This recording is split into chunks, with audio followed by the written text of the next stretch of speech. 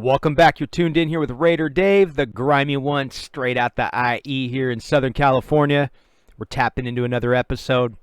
First things first, I just want to open this podcast up with a Flashback Friday moment. We're going to look back at that Khalil Mack trade, revisiting what happened in 2018. Gruden gets that 10-year contract, the $100 million. The Raiders, they're pretty much off to Vegas at that point. Everybody's discussing the negativity and how what's it going to be like, this and that. We've seen it all unfold. The stadium's here. It's beautiful. Vegas, it's awesome. I want to be there. I wish I was there Monday night, but I couldn't do it. I just can't.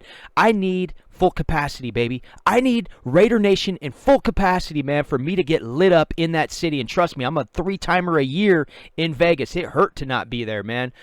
So all that's in place, man. You see it, you want to be there. And what really triggered this thought for me to have this in the opening part of the podcast was the fact that Gruden had a lot of enthusiasm. We saw that footage in the locker room after that win versus the Saints. The enthusiasm in that locker room completely night and day to 2018. 2018, they trade Khalil Mack, 5 days before the Week 1 opener? And then, you just saw everything unravel that year. You saw players quit. Rogers Camardi quit. Bruce Irvin, he quit on the field. They had to end up trading him.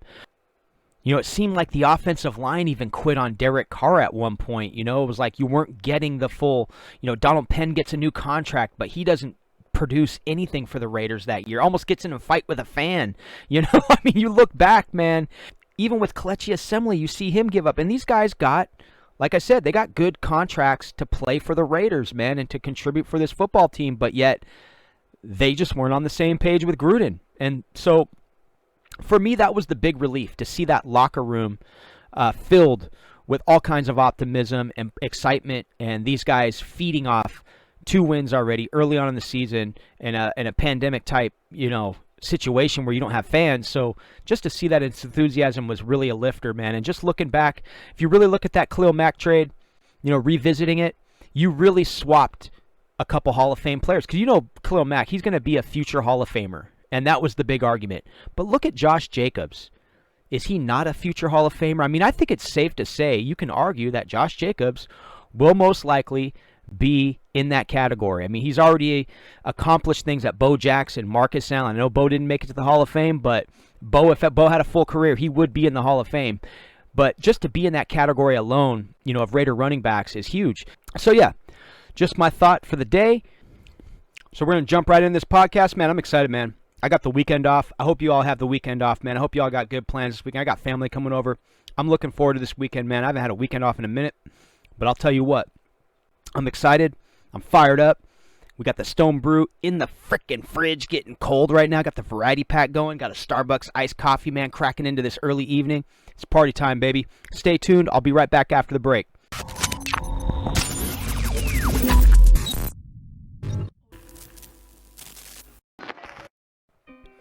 All right, so let's set this off, man. This was the moment for me to kick off the night where you just kind of marinate on this right here, man. This is what Al Davis always envisioned, man. The Raiders owning their own stadium, having their own stadium dedicated to the brand of Raider football, the commitment to excellence, the pride and poise, the will to win.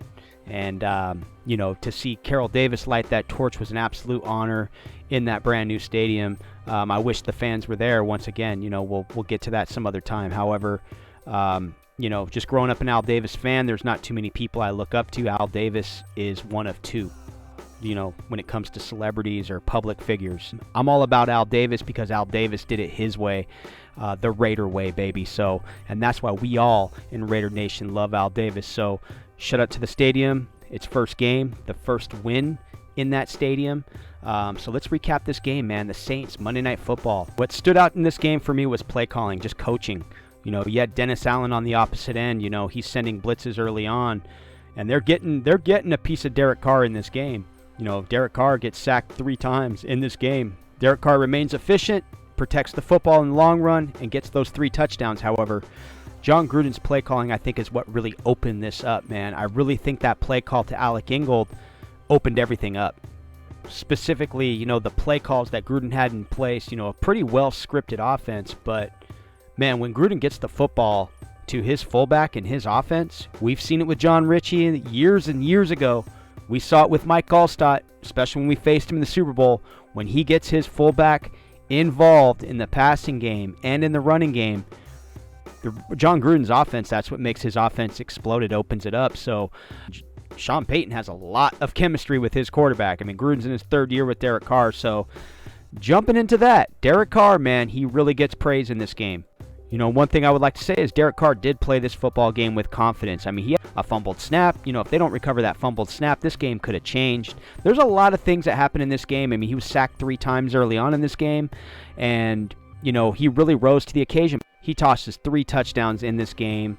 A beautiful pass. That was a beautiful pass to Zay Jones. He put it low and away in the end zone sideline, only where the wide receiver can get it. Remember my gripe last year with the Chiefs game, week 2? He throws it directly to Brashad Breeland, man. And when Tyrell Williams, there was all that confusion. No confusion on this play. You know, Derek Carr's in the pocket. He can look across the field, and he gets the open Zay Jones. And Zay Jones does, never forget, Zay Jones has got that 4.4 speed, man. So he can get open. He's got wheels. And then, of course, as the game went on, you know, they stayed committed to the run for the most part. The key being, when you really look back, Derek Carr and John Gruden, they were able to get the ball to 12 different wide receivers in this offense. They got pretty much everybody involved, you know. Targets for Darren Waller. Darren Waller, 16 targets, 12 catches, 105 yards, and a touchdown. That's the big night. That's Darren Waller, the baller. And getting this offense moving, you know, so a huge testament to what the Raiders are doing on offense, how things are shaping up for week 3. There was a lot that went into play. There's a lot of criticism for Drew Brees after this game. You know, a lot of critics jumped all over Drew Brees. You know, not everybody was picking the Raiders to win this game on Monday night. You know, so with Gruden, with his young team, the aggressive play calling, I will say aggressive play calling, it was well scripted throughout the game. However, at the end, when they line up Daniel Carlson for that 54-yarder, key moment, you're putting confidence into a young football player. Under pressure to close out a game, to basically ice the game, that's huge for coaching, and the rest is history, man. Week 2 is in the books. The Raiders are 1-0 in their brand new stadium at Allegiant Stadium. Hats off to this team for a complete win. And from the defensive side of the football, you know, one thing we're looking for is a pass rush. You know, we have a lot of media out there. They're criticizing the young corner in Damon Arnette. He still finishes with 7 tackles, even while getting pulled in this game. But the key with Damon Arnette is he's getting picked on because he's a rookie. That's all this is. That's all this is Damon Arnette is getting picked on because he's a rookie. This does not mean Damon Arnette did not deserve to be a top 20 pick. What this means is I already like what I see from Damon Arnette. Let me just say this real quick. There's a big difference from what I see in Garyon Conley and Damon Arnette. Damon Arnette's on the field because he wants to play football. And, you know, so, but these young corners are going to get picked on. It doesn't matter if you're a top 5 corner. Does not matter if you're a second-round corner, third-round corner. They're going to pick on you. That's part of the game plan. But the key is with Damon Arnette is that he remains confident in his ability. His press conference, he looks like a young, bright kid, man, who wants to play football. He's listening to his coaches. Things need to gel on this defense. You know, defenses in the NFL aren't just going to come together. They're not pieces that you just plug in and everything becomes a badass defense. A defense takes a while to gel, man. There's a lot of formations, a lot of assignments, and a lot of confusion a lot of times on the defensive side of the football. This is an offense-driven league, so I'm not going to be too critical on this defense, but what I am looking for in this defense is a pass rush. And I see it when they send the blitz. When they send guys like Jonathan Abram after the quarterback, that's going to pay off big in the long run for this defense. Here's another thing. Arden Key, we don't know what we have yet. I mean, we're still seeing him coming off the edge quick. I forget how many pressures. Did he have? Let me double check on that, man. I think he had about 7 pressures or 6 pressures, I believe, on Monday night. But if you watch him off the edge, he does have that low dip and rip, similar to Von Miller. It's just being that closer. The same thing we discussed last year. Arden Key needs to be a closer in the defense and actually get to the quarterback and be that force. Max Crosby, man, we know he has it in his DNA to get after the quarterback. So it's just a few players that I'm keeping my eye on. You know, Cleveland Farrell, me and my buddy have this talk a lot. You know, is he really a number 4 overall pick? Because we do need to see more from Cleveland Farrell. You know, we praised him last week for the big run stop. He did beef up. He's a well-disciplined player, but we want to see that next level. Just take it over. Mo Hurst, you know, break in the pocket. and see what this defense can gel into, man, because I'm not going to ever give up on the defense, because a defense can flip the script at any moment. Next thing you know, week 6, this team gels, and this defense could change overnight. So things like that can happen in the NFL. Give me your thoughts on that. But once again, man, tomorrow I'm going to give you guys a quick announcement. I'm going to close this one out. As far as the New England game goes, we'll tap into that tomorrow. I'm going to jump in and do a live stream, man, tomorrow.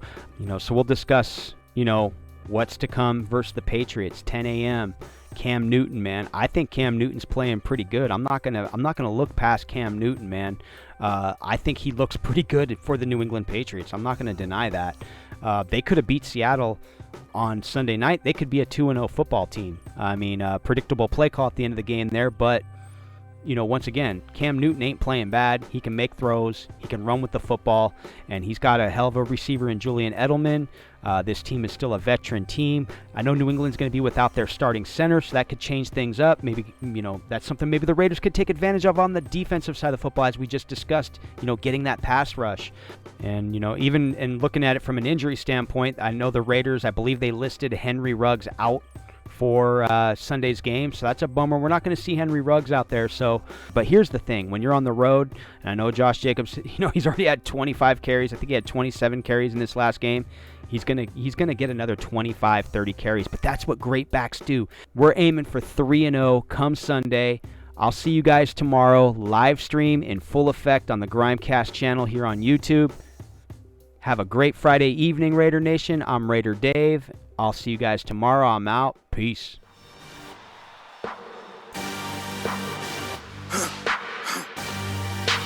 For the victory lap, though. Whoa. They ain't never seen nothing like this before. Lit the room when I came through the front door.